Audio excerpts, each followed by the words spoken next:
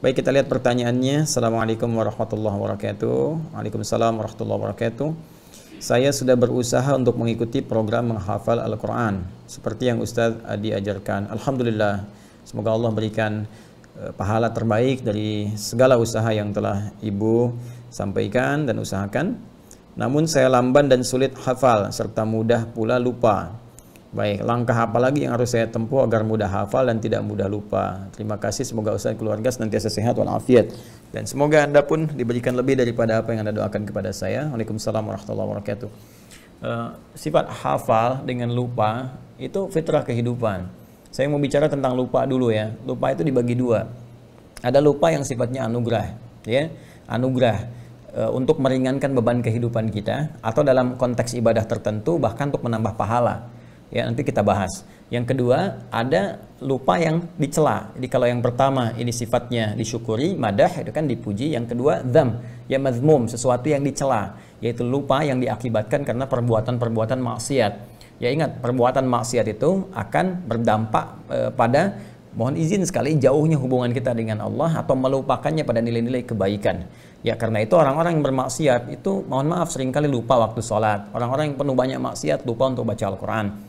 Sehingga dari sifat lupa ini jadi jauh dari sholat, jauh dari Al-Quran, jauh dari nilai-nilai kebaikan menurut syariat Islam dan sebagainya. Nah, ini yang dibawa dari maksiat. Ya. Kemudian ada lupa yang dipuji yang pertama tadi. Lupa yang dipuji ini terbagi pada dua bagian. Pertama, takhfiful haya, untuk meringankan aspek kehidupan.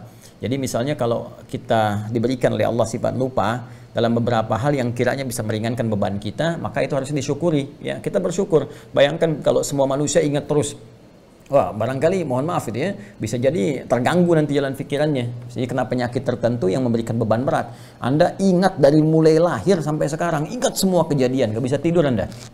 Ya, berat bebannya. Karena itu beberapa bagian tertentu diberikan anugerah lupa oleh Allah Subhanahu wa taala untuk memberikan keringanan dalam kehidupan kita. Dan sifat lupa ini Masya Allah dalam beberapa hal kadang-kadang disimpan di bagian terdalam di memori kita. Nanti saat dibutuhkan, nah beberapa perjuangan-perjuangan kita itu bisa muncul kembali. Kadang diingatkan oleh sebuah kejadian atau yang lainnya dan hikmah-hikmah tertentu. Ya, lupa dalam bahasa Arab disebut dengan nisyan.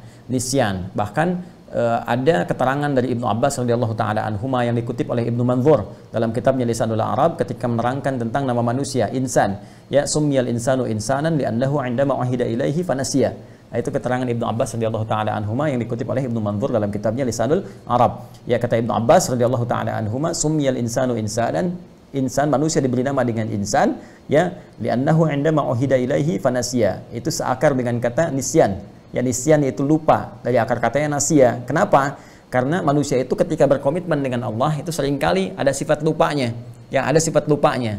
Ya, itu karena itulah diberi nama dengan insan, ada korelasi dengan nisyan, ya kan? Nasia itu lupa, saya lupa, nasitu. Kita lupa, nasina.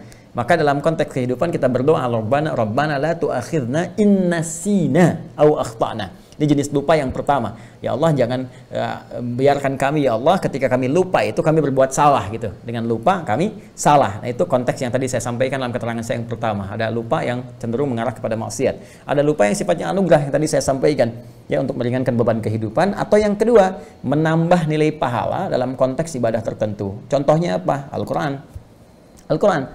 Ya, jadi ada kondisi tertentu yang orang ini nggak maksiat, ikhtiarnya banyak sekali, bahkan dia tahajud juga, dia puasa juga, dia meninggalkan maksiat. Tapi ketika menghafal Quran, kok kayaknya susah gitu.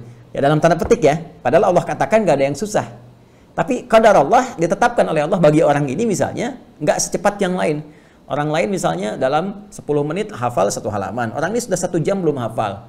Bahkan 10 jam masih terlambat-lambat. Ya, ada yang pindah lupa sebelumnya misalnya kan. Apa di antara hikmahnya? Ternyata di antara hikmahnya itu rahmat Allah Subhanahu wa taala, di antaranya untuk memberikan tambahan pahala kepadanya dengan mengulang apa yang telah dia tadi usahakan untuk dihafal. Jadi makanya menghafal Quran itu sering saya katakan bukan berapa banyak hafalan yang dikumpulkan, bukan berapa juz yang telah dihafalkan, tapi berapa banyak ikhtiar kita untuk menghadirkan Quran itu hadir dalam jiwa kita, ya, berdasarkan kemampuan usaha kita. Jadi yang dilihat oleh Allah, yang dinilai itu adalah ikhtiarnya, bukan berapa juz yang telah dihafalkan. Ya, kalau berapa juz yang telah kumpul itu yang menjadi pahala, rugi kita. rugi. Tapi betapa adilnya Allah memberikan ikhtiar manusia sebagai ukuran pemberian pahala kepadanya. Karena itu kalimat Nabi-nya jelas mengatakan, ya, man qara'al Qur'ana, ya man qara'a kitaballahi, siapa yang membacakan kitabullah subhanahu wa ta'ala, membacakan Al-Qur'an. Bahkan redaksinya tegas mengatakan man qara'a harfan min kitabillah. Ya, Nabi menyampaikan man qara'a harfan min kitabillahi, siapa yang membacakan satu huruf dari kitabullah, ya, falahu asyru hasanat, dia mendapatkan 10 kebaikan padanannya. Satu huruf sama dengan 10. Walam aqul alif lam mim harfun. Ya, dan saya tidak katakan kata Nabi alif lam mim satu huruf, walakin alifun harfun, lamun harfun, mimun harfun, wa likulli harfin asyru hasanat. Tapi alifnya satu huruf, lamnya satu huruf, mimnya satu huruf, setiap hurufnya 10 kebaikan.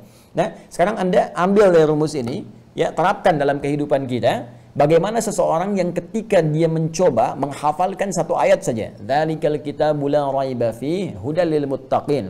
Dalam perjuangan dia, mustahil ada orang misalnya secara umum ya, umumnya sekali membacakan itu misalnya pada umumnya ya, saya tidak mengatakan kekhususan pada orang tertentu. Secara umum dia bacakan sekali langsung selesai, hafal, tertanam kuat. Tidak. Fitrah hafalan itu kalau ingin kuat tertanam, itu dia akan ulang-ulang. Maka orang yang membacakan ayat kedua di Al-Baqarah ini, ya, mulanya dia bisa memulai dengan kalimat seperti ini misalnya bacaannya. Dzalikal kitabu, dzalikal kitabu, dzalikal kitabu, la raiba fi, la raiba fi, la raiba fi, dzalikal kitabu la raiba fi, dzalikal kitabu la raiba fi, dzalikal kitabu la raiba fi. Hudal lil muttaqin, hudal lil muttaqin, hudal lil muttaqin, dzalikal kitab, dzalikal kitabu la raiba fi, hudal lil muttaqin, dzalikal kitabu la raiba fi, hudal lil muttaqin, dzalikal kitabu la raiba fi, hudal lil muttaqin. Saya tanya pada Anda, berapa huruf yang telah saya bacakan? Hitung. Nah, berapa huruf yang telah saya bacakan? Ya.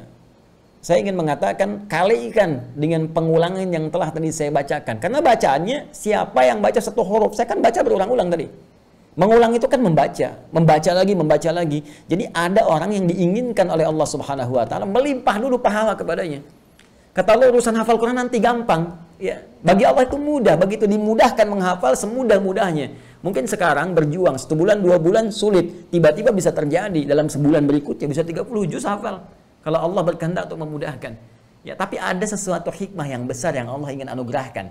Ya, kadang-kadang limpahkan dulu pahalanya. Bukankah semakin banyak pahala, semakin peluang mendapat rahmat Allah itu tinggi, paling minimal nutup dosa. Ya kan? Dosa dengan pahala kan rumusnya seperti itu formulasinya. Pahala yang ada menutup dosa yang telah dikumpulkan dari maksiat. Jadi ketika ada pahala 10, dosanya 9, maka ditutup nih. Pahala tinggal 1 lagi. Jadi kalau berbuat dosa lagi seimbang. Ya, karena itu ada rumus cepat yang cerdas dalam beramal adalah kumpulkan amalan-amalan, kerjakan amalan-amalan yang sekiranya mudah dilakukan tapi pahalanya banyak. Itu rumus ekonomi kan, modal sekecil-kecilnya keuntungan banyak gitu kan. Baca Al-Quran itu diantaranya. Baca Al-Quran diantaranya. Begitu Anda bacakan Al-Fatihah aja. Ya, Al-Fatihah kan 7 ayat. Kalikan berapa huruf? Ya, 17 kali baca dalam sehari. Itu berapa pahala dikumpulkan? Kalikan 10 lagi. Paling minimal. Nah, jadi ketika Anda menghafalkan Al-Quran, berita baiknya adalah pahami dulu rumusnya. Saya sering katakan dari awal sejak kita mengaji, kalau kita paham rumusnya, semua kita syukuri. Ya, maka rumus cepatnya sekali lagi, ingat Allah melihat pada prosesnya, pada ikhtiarnya, bukan berapa banyak yang telah kita hafalkan. Ya, nanti setelah itu terjadi, Allah berikan kemudahan kepada kita semua. Walladzi yatata'ta wa huwa syaqqun 'alaihi falahu ajran. Ya, siapa yang berusaha semaksimal mungkin, tidak pernah putus asa, dia berusaha walaupun terbata-bata mulai menghafalkannya, mengucapkan hurufnya misalnya, maka diberikan 2 pahala, 2 kali lipat bahkan, Allahu Akbar, 2 kali lipat.